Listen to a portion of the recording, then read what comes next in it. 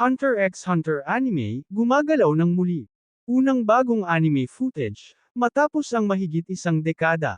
Matapos ang mahigit 10 taon ng katahimikan, may bagong senyales, na buhay pa ang Hunter x Hunter.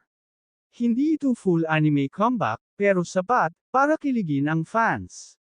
Matapos ang mahigit isang dekada ng pananahimik, muling gumagalaw ang Hunter x Hunter, at hindi ito inaasahan ng mga tagahanga.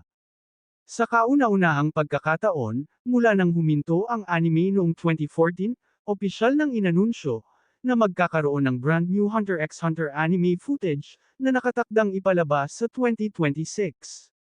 Bagamat hindi pa ito ang ganap na pagbabalik ng anime, isa pa rin itong napakalaking sandali, para sa buong franchise. Ang anunsyo ay nagmula sa team, sa likod ng Hunter x Hunter, Nen X Survivor, isang mobile game na kasalukuyang din-develop.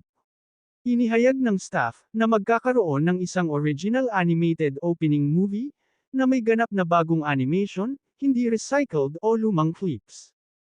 Kasabay ng balita, naglabas din sila ng mga bagong still images, na nagpapakita kina Gon, Killua, Hisoka, at Chrollo.